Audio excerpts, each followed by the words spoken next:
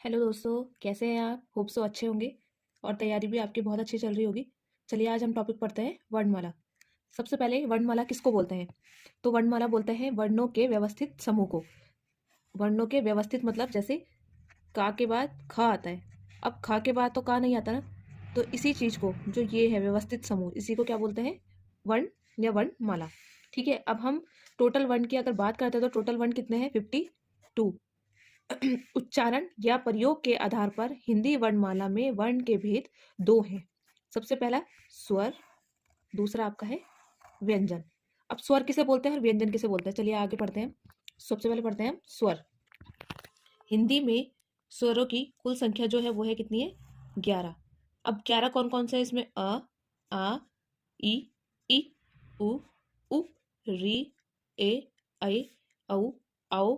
ठीक है, इसमें आपका अंग और आह नहीं आता है, ये नहीं आता है। ठीक है, हिंदी में उच्चारण के आधार पर स्वरों की कुल संख्या, उच्चारण के आधार पर भी हमारी कितनी है? 11, यही वाले 11। ठीक है, हिंदी में शुद्ध स्वरों की संख्या वो है आपकी 10। इसमें हमारा एक तो री हट जाएगा, ठीक है, एक अंग और एक आह, ये तीनों नहीं आते हैं। ठीक है, अगर एग्जाम में पूछा जाएगा शुद्ध स्वरों की संख्या कितनी है तो वो आपकी हो जाएगी 10, याद रखिएगा। हिंदी में स्वरों की कुल संख्या 13। अब इसमें 13 कौन कौन से आ जाएंगे? 10 तो आपके ये थे जो थे, ये वाले री को छोड़ के। अब इसमें हम री भी ऐड कर देंगे आपका, और अंग और आहा ये दोनों आपके ऐड हो जाएंगे। इसमें मतलब पूरा स्वर आ जाएगा जितने आपके स्वर होते हैं। आगे देखिए, हिंदी में लेखन के आधार पर स्वर की कुल संख्या, लेखन मतलब लिखने के आधार पे, वो होती है आपकी 13। ठीक है, लेखन 13, अ से लेके आह तक। अब इसमें जो दो अंग और आह है वो, उसको क्या बोलते हैं? उसको बोलते हैं अयोगवा। अंग को बोलेंगे हम अनुस्वार और आह को बोलेंगे हम विसर्ग। ठीक है, आगे देखते हैं। आगत स्वर, ग्रहित स्वर और विदेशी स्वर किसको बोलते हैं? अ के ऊपर ये जैसे चंद्र बिंदु लगाते हैं हम, उसी तरीके से बोलते हैं, ऐसा रहता है। ठीक है, इसका साइन ये है। चलो अब देखते हैं मात्रा चिन्ह। मात्रा चिन्ह, अब इसमें एक क्वेश्चन पूछा गया था जो था कि अमात्रिक चिन्ह किसे बोलते हैं, मतलब अमात्रिक चिन्ह में कौन सा आएगा? वो आएगा आपका अ। इसमें कोई मात्रा नहीं है, कुछ नहीं है, ये अपने आप में आजाद है, इसमें कुछ भी नहीं है आपका। ठीक है गाइस, ठीक है। अब इसमें जो बड़ा आ है, बड़े आ में एक मात्रा है ये। ठीक है, जो ये मात्रा है यही आ की मात्रा है। ई में भी आपको दिख रहा होगा, बड़ी में, छोटे ऊ में, ऊ में, मतलब जो ये सब है इनमें सब में कोई ना कोई मात्रा अपने आप में लगी हुई है, लेकिन जो अ है इसमें कोई मात्रा नहीं है, इसलिए इसको क्या बोलते हैं? अमात्रिक वर्ण। ठीक है, ये याद रखना। आगत स्वर, अब जो अभी यहाँ बताया इसको आगत स्वर भी कहते हैं, ग्रहित स्वर भी कहते हैं, तो इसका साइन क्या है? ये अभी पीछे वीडियो में बताया ये। ठीक है, सिरोलेखा किसको बोलते हैं? जो सिरोरेखा होती है वो वर्ण के ऊपर लगती है, और जो ये लगती है ये वाली मात्रा, इसको बोलते हैं खड़ी पाई। ठीक है, ये नीचे की लाइन में लगती है और ये ऊपर की लाइन में। जब हम कुछ लिखेंगे, मानो हमने कल लिखा, कल में अगर हम ये इसको मिलाएंगे, इसको अगर मिलाएंगे, इसको सिरोरेखा बोलते हैं। अगर हम इसको नहीं मिलाएंगे, का, ला, ये अलग अलग हो जाएगा, इसका कोई मतलब नहीं है। अगर इसको जोड़ेंगे, इसको जोड़ने वाली जो लाइन होती है उसको हम सिरोरेखा बोलते हैं। चलिए आगे देखते हैं हम स्वरों का वर्गीकरण। इसमें हम स्वरों का वर्गीकरण करेंगे जो 3 तरीके से होता है। पहला ह्रस्व स्वर, दूसरा दीर्घ स्वर, तीसरा प्लुत स्वर। ह्रस्व स्वर में जिसके उच्चारण में कम समय लगता है उसको ह्रस्व स्वर बोलते हैं, और ये एक मात्रिक होता है। दूसरा दीर्घ स्वर, जिसके उच्चारण में ह्रस्व स्वर से ज्यादा समय लगता है तो उसको क्या बोलते हैं? दीर्घ स्वर या त्रिमात्रिक स्वर। तीसरा आता है हमारा प्लुत स्वर, प्लुत स्वर, त्रिमात्रिक स्वर। चलिए इनके अंदर देखते हैं कौन कौन से आते हैं। जो ह्रस्व स्वर है जिसके उच्चारण में कम समय लगता है वो होते हैं हमारे 4। कौन कौन से? अ, ई, उ, री। और जो दीर्घ स्वर है जिसमें थोड़ा ज्यादा समय लगता है वो कौन कौन से है? अ, ई, उ, ए, ऐ, ओ, औ। और जो ये अ है, ये अभी आगत व्यंजन जो बोला था वो भी क्या है? हमारा दीर्घ स्वर है। ठीक है, प्लुत स्वर, प्लुत स्वर होता है हमारे 8। ध्यान से देखिए, प्लुत स्वर की संख्या कितनी है? 8। पहला अ, आ, ई, उ, ए, ऐ, ओ, औ, और इसका साइन क्या है? ये एस। ये एग्जाम में पूछा गया था, प्लुत स्वर जो होता है उसका साइन क्या होता है। उसमें 4 ऑप्शन दिए थे आपको, तो आपको पता होगा तो आप ये टिक लगा के आ जाओगे। ये इसके साइन होते हैं। दूसरा हमारा आता है जीवा, जीभ के आधार पर। सबसे पहले अग्र स्वर, मध्य स्वर और पश्च स्वर। अब पूछेगा जीवा या जीभ के आधार पर स्वर कितने प्रकार के होते हैं, तो वो होते हैं आपके 3। अग्र स्वर, अग्र स्वर में हम जब बोलते हैं तो हमारे जीभ का आगे वाला हिस्सा यूज होता है। ठीक है, और जो मध्य स्वर होता है उसमें जीभ का बीच वाला हिस्सा यूज होता है, और पशु स्वर में पीछे वाला। तो अग्र स्वर में कौन कौन से वर्ण आते हैं आपके? चार। कौन से? ई, ई, ए, आई। इसमें हमारे चार वर्ण आते हैं। और जो मध्य स्वर में इसमें खाली अ आता है, अ। बोल के देखिए आप, आपको खुद पता लग जाएगा कि इसमें मध्य स्वर है। और जो तीसरा है पशु स्वर, जिसमें पीछे का हिस्सा यूज हो रहा है, उसमें आता है आपके पांच, आ, उ, उ, औ, ओ, औ। ठीक है, ये हमारी कितनी संख्या है? इसकी संख्या है हमारी। चलिए अब हम अगला पढ़ते हैं। मुखाकृति, मुख द्वार खुलने के आधार पर स्वर, ये होते हैं आपके चार प्रकार के: समृद्ध स्वर, अर्ध समृद्ध स्वर, विवृत स्वर और अर्ध विवृत स्वर। अब समृद्ध स्वर में क्या होता है? इसमें होता है जिन स्वरों के उच्चारण में मुख्य द्वार लगभग बंद रहता है या बहुत कम ही खुलता है, ना के बराबर, तो उसको क्या बोल रहे हैं? समृद्ध स्वर। और इसमें कौन कौन से आते हैं आपके? चार वर्ण आते हैं। पहला ई, उ, उ। और री भी समृद्ध स्वर है, ये चीज याद रखना। एग्जाम में पूछेगा री कौन सा आपका स्वर है, ऑप्शन दे देगा इन चारों में से, तो आपको समृद्ध स्वर लगा के आना है। दूसरा है आपका अर्ध समृद्ध स्वर। इसमें मुख द्वार कितना खुलता है? जिन स्वरों के उच्चारण में मुख्य द्वार आधा बंद रहता है वो समृद्ध स्वर, अर्ध समृद्ध स्वर कहलाते हैं। ठीक है, या समृद्ध स्वर की अपेक्षा थोड़ा ज्यादा मुंह खुलता है, उसको अर्ध समृद्ध स्वर कहते हैं। इसमें आपके आते हैं दो, ए, ओ। ठीक है, इसमें दो आते हैं, ए और ओ। तीसरा आता है विवृत स्वर। इसमें जो आपका मुख द्वार होता है, ठीक है, इसमें हम डेफिनेशन लिखेंगे: जिन स्वरों के उच्चारण में मुख द्वार पूरा या बहुत अधिक खुला रहता है वो विवृत स्वर कहलाता है। इसमें आता है खाली एक, जिसकी संख्या है एक, वो है आ। अब चौथा आता है अर्ध विवृत स्वर। इसकी डेफिनेशन क्या है? इसकी डेफिनेशन ये है: जिन स्वरों के उच्चारण में मुख्य द्वार आधा खुला, मतलब विपरीत से थोड़ा कम, व अध विपरीत से अधिक खुलता है, तो ये कौन से कहलाता है? अध विपरीत स्वर। इसकी संख्या कितनी है? तीन, आई, अ, ओ। और जो ये है आपका आगत स्वर, ये भी अर्ध विपरीत स्वर कहलाता है। अब हम देखेंगे होस्ट या होठों की आकृति के आधार पर ये कितने होते हैं? दो। पहला वृत्तमुखी स्वर, दूसरा अवृतमुखी स्वर। वृत्तमुखी स्वर में क्या बोलेंगे? जिन स्वरों के उच्चारण में होंठ वृत्तमुखी या गोलाकार होते हैं। अब तुम बोल के देखोगे गोलाकार, उ, औ, ओ, औ। मुंह की आकृति कैसी हो रही है? गोल हो रही है ना। तो इसमें कितने आते हैं? चार आपके। अभी मैंने बताया उ, औ, ओ, औ। और अधविवृत स्वर, अधविवृत स्वर वो होते हैं जिन स्वरों के उच्चारण में होंठ वृत्तमुखी या गोलाकार नहीं होते। तो इसमें कौन कौन से आ जाएंगे आपके? आ, ई, ए, आई और री। ये याद रखना, री भी इसी में आएगा। और इसकी संख्या कितनी है? इसकी संख्या आपकी है 6। चलिए अब हम आते हैं व्यंजन पे, कि व्यंजन किसे बोलते हैं। जो स्वरों की सहायता से बोले जाने वाले वर्ण व्यंजन होते हैं। स्वर कौन कौन से होते हैं? आ, ई, उ, औ, री, ए, ऐ, ओ, औ, अंग, आह। ये हमारे स्वर हैं, जो इनकी सहायता से वर्ण बोले जाते हैं वो व्यंजन कहलाते हैं। अब व्यंजन, ठीक है, क वर्ग, च वर्ग, ट वर्ग, त वर्ग, पा वर्ग, ये आपको सब पता है। ठीक है, क वर्ग में क, ख, ग, घ, य, छ, जा, य, ट, ठ, ड, ढ, ण, त, थ, द, ध, न, प, फ, ब, भ, म। अब अगर पूछता है स्पर्श, स्पर्श व्यंजनों की संख्या कितनी है हमारी? वो है आपकी 25। 25 हो जाएगी आप काउंट करोगे तो। ठीक है, अब इनके कुछ नाम है। जो हमारा क वर्ग है उसको हम क्या बोलते हैं? कंठ। जैसे क बोलो, क कहाँ से आवाज आ रही है? कंठ से, तो इसको क्या बोलेंगे? कंठ, कंठस्थ व्यंजन। अब चा वर्ग है, चा को बोलोगे अब च, छ, ज, झ। आपकी जीभ ऊपर तालू से टकरा रही है, ठीक है, आप बोल के देखिए आपकी जीभ तालू से टकराएगी, तो इसको बोलते हैं हम तालव्य व्यंजन। ट वर्ग, ट, ठ, ड, ढ, ण। अगर हम ट बोल रहे तो हमारी जीभ मुड़ रही है थोड़ी सी, जब मुड़ रही है तो इसको क्या बोलेंगे? मूर्धन्य। अब ता, ता, थ, द, ध, न। अगर हम ये वर्ग बोल रहे हैं तो इसमें हमारी जो जीभ है वो दांत से टकरा रही है, तो इसको क्या बोलेंगे? दंतीय दंतीय व्यंजन, या दंतीय कुछ भी बोल सकते हैं। अब पा वर्ग, प, फ, ब, भ, म। अब जब पा बोल रहे हो तो दोनों होंठ आपस में टकरा रहे हैं, बिना होंठ टकराए बोल के दिखाओ, पा नहीं बोल सकते, तो इसको बोलते हैं होस्ट। ठीक है, अब इसकी एक ट्रिक भी है। केटीएम, केटीएम एक गाड़ी है, केटीएम दो, केटीएम दो, कंठ, तालव्य, मूर्धन्य, दंतीय, होष्टीय। इसको याद करने की यही सबसे अच्छी ट्रिक है। और जो स्पर्श व्यंजन के पंचमा अक्षर होते हैं, एग्जाम में पूछा जाता है, जो स्पर्श व्यंजन के पंचमा अक्षर होते हैं वो क्या कहलाते हैं आपके? अनुनासिक, अनुनासिक या नासिक। ठीक है, पंचमा अक्षर क्या कहलाते हैं आपके? अनुनासिक या नासिक के। चलिए आगे बढ़ते हैं। अंतस्थ व्यंजन क्या होते हैं? जो आपके अंतस्थ व्यंजन होते हैं वो होते हैं य, र, ल, व। और जो संघर्षी उष्म होते हैं उन्हें क्या बोलते हैं? श, पीट पटा सा, ये वाला शा, हाँ। अब इनके कुछ नाम है, अभी आगे बताए जाएंगे। वैसे तो इसका नाम क्या है मैं अभी बता देती हूँ। इसका नाम क्या है? तालव्य शा, इसका मूर्धन्य शा और इसका दंत्य शा। ठीक है, ये भी पूछा जाता है कि दंत्य शा कौन सा है, मूर्धन्य शा कौन सा है, तो वो आपको पता होना चाहिए। संयुक्त व्यंजन, सा से क्षत्रिय, ता से त्रिशूल, ज्ञा से ज्ञानी, शा से श्रमिक। और द्विगुण व्यंजन कौन सा है? दो, एक आपका डा और एक आपका ढा। अनुस्वार, अनुस्वार बताइए। अनुस्वार ये अंग से अंगुर वाला पढ़ा होगा आपने, और विसर्ग जो दो बिंदु पीछे लगी होती है।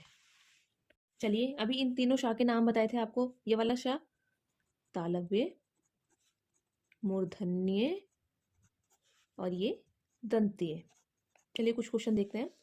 उच्चारण के आधार पर व्यंजनों की कुल संख्या कितनी है? 33। लेखन के आधार पर व्यंजनों की कुल संख्या 39। वर्णमाला में कुल व्यंजनों की संख्या 39। आगत व्यंजन को जोड़कर, आगत व्यंजन कौन कौन से हैं आपके? हमारे आगत व्यंजन है 5, देख लीजिए। नुक्ता का, नुक्ता खा, नुक्ता गा, नुक्ता जा और नुक्ता फा। इनको अरबी फारसी शब्द भी बोलते हैं, अरबी फारसी शब्द। इनको मिला के कितने? 44। ये तो हमारा हो गया उच्चारण के आधार पर। लेकिन अगर हम लेखन के आधार पर देखते हैं, लेखन के आधार पर स्वरों की संख्या बताइए कितनी है? लेखन के आधार पर स्वरों की संख्या, ये आपके लिए क्वेश्चन है। अगर बता सकते हो तो वेल एंड गुड है, नहीं बता सकते हो तो मैं बता देती हूँ। ये है आपकी 13। ठीक है, लेखन के आधार पर कुल वर्ण ये है आपके 52। उच्चारण के आधार पर स्वरों की संख्या 11, भी पीछे बताया था। उच्चारण के आधार पर कुल वर्ण 11 और ये स्वर हो गए आपके, व्यंजन हो गए कितने हो गए? 44। चलिए अब आगे हम व्यंजन के प्रकार पढ़ते हैं थोड़ा। प्रयत्न के आधार पर व्यंजनों का वर्गीकरण हम 4 तरीके से करते हैं। सबसे पहले हम यही बताएंगे आपको, अल्पप्राण और महाप्राण कौन कौन से इसमें है। चलिए हम सबसे पहले अल्पप्राण पढ़ते हैं। अल्पप्राण की डेफिनेशन हम ऐसे बोलेंगे, जिन ध्वनियों के उच्चारण में मुख से निकलने वाली वायु या प्राण की मात्रा कम होती है। अब इसमें कौन कौन से व्यंजन आते हैं? पहला, तीसरा और पांचवा। पहला, तीसरा और पांचवा। और एक चीज और, इसमें एक या रा लावा भी हमारे क्या है? अंतस्थ या अल्पप्राण व्यंजन है। ठीक है, ये याद रखना। और एक चीज और, इसमें इसमें पूछता है कुल अल्पप्राण व्यंजनों की संख्या। अब एक चीज देखिए, 3 4 5, 5 इसमें, 5 इसमें और 5 इसमें, ये तो हो गए 15। ठीक है, 15। अब 4 ये भी है तो 4, तो ये कितने हो गए? 19। अब अगर कुल पूछेगा, वर्ण ना कि व्यंजन, इसमें हमें से व्यंजन पूछ रहा है, इसमें हमसे वर्ण पूछ रहा है, तो दोनों में कंफ्यूज ना होना। इसमें आएंगे 15 प्लस 4 प्लस आपके स्वर भी तो सारे अल्पप्राण है, तो ये 11, तो टोटल कितने हो गए? 30। अब महाप्राण, ठीक है, महाप्राण। अब अभी हमने अल्पप्राण आपका क्लियर कर दिया। पहला वर्ग का पहला, तीसरा और पांचवा क्या होता है? अल्पप्राण। अब ऐसे महाप्राण, कुल महाप्राण व्यंजनों की संख्या बताइए। कुल महाप्राण व्यंजनों की संख्या कितनी है जो टोटल है? अब इसमें कौन कौन से आते हैं अभी हम आगे बताएंगे, इसमें कौन कौन सा आता है। तो अभी कितने हैं? 10। प्लस इसमें संघर्षी या उसमें व्यंजन भी आते हैं, श और हा, ये 4 भी इसमें जुड़ जाता है, तो टोटल कितने हो गए? 14। ठीक है, इसमें टोटल आ गए 14। अल्पप्राण जो होते हैं इसी में बता देते हैं। अल्पप्राण जो होते हैं आपके, ये दूसरा और चौथा, जो वर्ग का दूसरा और चौथा व्यंजन होता है, स्पर्श व्यंजन, उसका 1 2 3 4 5, 1 2 3 4 5 यानी 10। ठीक है, ये 10 पूछ रहे हैं ना। कुल महाप्राण व्यंजनों की संख्या मतलब जिन वर्णों के उच्चारण में ज्यादा समय लगता है या वायु ज्यादा निकलती है, उनको हम महाप्राण कहते हैं। इसकी डेफिनेशन ये है। और इसमें कौन कौन से आएंगे? वर्ग का दूसरा और चौथा, स्पर्शी व्यंजन का चौथा, दूसरा और चौथा वर्ण। ठीक है, दूसरा और चौथा वर्ण, ये यहीं याद कर लीजिए, ये आसान है और ये याद भी हो जाएगा आपको। अब हम आते हैं अघोष व सघोष व्यंजन में। सबसे पहले हमने ये इसलिए लिखा है कि जिससे आपको क्लियर हो जाए, कोई दिक्कत ना हो। सबसे पहले हम आते हैं अघोष पे कि अघोष वर्ण क्या होते हैं। तो जिन वर्णों या ध्वनियों के उच्चारण में स्वर तंत्रिकाओं में कंपन या गुंजन उत्पन्न नहीं होती, याद रखना नहीं होती, उन्हें क्या बोलते हैं हम? अघोष। तो ये स्पर्श व्यंजन के प्रत्येक पहला और दूसरा, पहला और दूसरा स्पर्श व्यंजन है सारे, इसका पहला और दूसरा, ये सब क्या होते हैं? अघोष व्यंजन। ठीक है, अब इसमें सा सा सा, तालव्य सा, मूर्धन्य सा और दंत्य सा और आपका ये। ठीक है, तो ये कितने हो गए आपके? 10 तो ये हो गए आपके, 3 ये हो गए, तो 13। कुल अघोष वर्णों व्यंजनों की संख्या कितनी हो गई आपकी? 13। 10 तो ये हो गए, पहला और दूसरा, ठीक है, और 3 सा आपके ये हो गए, तो कितने हो गए? 13।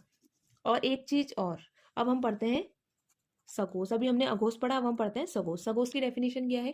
जिन वर्णों या ध्वनियों के उच्चारण में फेफड़ों से श्वास वायु या स्वतंत्रिकाओं में कंपन या गूंज करते हुए उत्पन्न होती है। जैसे इसमें तो हमारे कम समय लगता था, लेकिन इसमें ज्यादा लगता है। तो ये क्या है? स्पर्श व्यंजन के तीसरे, चौथे व पांचवे, ठीक है, तीसरे, चौथे और पांचवे वर्ण क्या कहलाता है? सघोष व्यंजन। तो इसकी संख्या कितनी है? इसकी संख्या आपकी है कितनी बताइए? 15। ये हो गए, प्लस एक चीज और, सभी स्वर सघोष है, सभी स्वर, ठीक है। चलिए आगे हम पढ़ते हैं। कुल अघोष वर्णों या व्यंजनों की संख्या कितनी है? 13।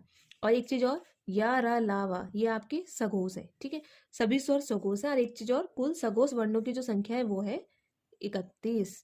अब स्पर्श व्यंजन कितने हैं? अब हम कुछ क्वेश्चन पढ़ लेते हैं, मतलब जो हमने पीछे पढ़ा। स्पर्श व्यंजन कितने हैं? 25। का से लेके पा तक ये अभी आपने पढ़ा, ठीक है। अंतस्थ व्यंजन आपको पता है, या रा ला वा, ये क्या है? सघोष प्लस अल्प प्राण। एग्जाम में पूछ लेगा अंतस्थ व्यंजन क्या है, ऑप्शन दे देगा आपका, अल्प प्राण भी दे देगा, महाप्राण भी दे देगा। अगर आपने पढ़ा होगा तो आप अल्प प्राण पे टिक कर दोगे। तो क्या है ये? अल्प प्राण और सघोष। या और वा, इनको अर्धस्वर या यण स्वर भी कहते हैं। और र लुंठित या प्रकंपित व्यंजन, र हमेशा लुंठित और ला पार्श्विक व्यंजक होता है, ठीक है। और जो संघर्षीय, उसमें व्यंजन कौन कौन से होते हैं? श, श, श और हा। और हा को हम स्व तंत्रीय भी कहते हैं। और ये सघोष प्लस अल्प प्राण है, ठीक है। अब इनके नाम अभी हमने पीछे बताया आपको, ये बार बार बताने की जरूरत नहीं है, ये आपको याद हो चुका होगा, 3 बार बता दिया है। श तालव्य, श मूर्धन्य और सा दंत्य। द्विगुण व्यंजन कौन से होते हैं? ड और ढ। अब इसमें जो ड और ढ है तो दोनों सघोष, लेकिन ये अल्पप्राण है और ये महाप्राण, ये अल्पप्राण और ये महाप्राण। और संयुक्त व्यंजन, संयुक्त व्यंजन 4, ये भी आपको बताया था। छ से क्षत्रिय, ता से त्रिशूल, ज्ञ से ज्ञानी, श से श्रमिक। अब इनका अगर हम विच्छेद, संधि विच्छेद करेंगे तो का हलंत धन श, ता हलंत धन रा, जा हलंत धन य, शा हलंत धन रा। लेकिन एग्जाम में क्वेश्चन बना था कि का के बाद कौन सा वर्ण आएगा, तो किसी ने खा लगाया, किसी ने कुछ लगाया। इसमें ऑप्शन छ से क्षत्रिय भी था, तो हमेशा क्या लगाना है? का के बाद छ से क्षत्रिय आएगा, ता के बाद त्र, ठीक है, जा के बाद य और शा के बाद श्रा। ये चीज याद रखना कि इनके बाद कौन सा वर्ण आएगा, एग्जाम में पूछ सकता है। अगले पे आते हैं हम, आगत व ग्रहित व्यंजन। वे व्यंजन जिन्हें दूसरी भाषाओं से हिंदी में लिया गया है। अभी आपको बताया था आगत व्यंजन की संख्या कितनी है? 5। क, ख, ग, जा, फा, ठीक है। और जो ये होते हैं कौन कौन से? क और जा और गा, जो ये 3 है, ये आपके होते हैं अघोष और अल्पप्राण। और जो ख और फा है, ये आपका क्या है? सघोष और महाप्राण। चलिए आगे देखते हैं। अयोग व व्यंजन आपको अभी बताए, ये और ये, ठीक है। जिन शब्दों के पीछे, जैसे जैसे हमने मान लो अंगूर लिखा, तो इस पे बिंदु लगाएंगे, ये जो बिंदु है इसी को हम अयोगवा बोलते हैं। या हम कुछ बोलते हैं, जैसे किसी शब्द के पीछे 2 विसर्ग लगा देते हैं, तो ये दोनों क्या आ जाएंगे? अयोगवा व्यंजन। रेफ, रेफ किसको बोलते हैं? रा का चिन्ह जो व्यंजन वर्ण के ऊपर लगाया जाता है। जैसे उदाहरण के लिए समझिए आप, कर्म, कर्म, तो ये माँ के ऊपर जो रा लगा है ये है रैफ। गर्म, गर्म, जो माँ के ऊपर ये रा लग रखा है ना ऊपर, इसको बोलते हैं रैफ, ठीक है। बालाघात या स्वराघात, ये होते हैं 3, कौन कौन से? वर्ण बालाघात, शब्द बालाघात और वाक्य बालाघात। वर्ण बालाघात में क्या बोलता है? वर्णों को अलग करना। जैसे हमने कलम लिखा, कलम में हमने इसको तोड़ दिया, का हलंत आ, का बन गया ला हलंत आ, ला बन गया मा हलंत आ मा, तो क्या बन जाएगा? कलम। अब शब्द बालाघात क्या होते हैं? जैसे कलम, तो का ला म, ये हो गया शब्द बालाघात। वाक्य बालाघात आपके हो जाएंगे, जैसे राम गया, तो ये राम गया, इनको अलग कर दिया, ठीक है। अब नेक्स्ट पे आते हैं युक्ताक्षर द्वितीय ध्वनि। जब कोई व्यंजन वर्ण स्वयं से ही सहयोग करे, स्वयं से ही सहयोग करके उस शब्द को पूरा करे, जैसे दिल्ली। अब इसमें जो ये ला लगा है, आधा ला और पूरा ला, जो ये ला है इसने आधा ला लग के, ये अपने आप में ही तो लग के पूरा हुआ है, कोई और शब्द तो नहीं लगाया, या कोई और वर्ण तो नहीं जुड़ा है ना। जैसे कुत्ता, इसमें पूरा था और आधा था, इसी का ही तो है ये आधा था। जब इसका आधा ता लगेगा तभी तो ये पूरा होगा। कुत्ता, जैसे बच्चा, ये चाह है, ये चाह इसी का ही तो आधा चाह है, तो इनको क्या बोलते हैं हम? द्वितीय व्यंजन। चलिए आज की क्लास हम यही समाप्त करते हैं। बहुत बहुत धन्यवाद आपका। प्लीज़ वीडियो को लाइक, शेयर एंड सब्सक्राइब जरूर करना। धन्यवाद।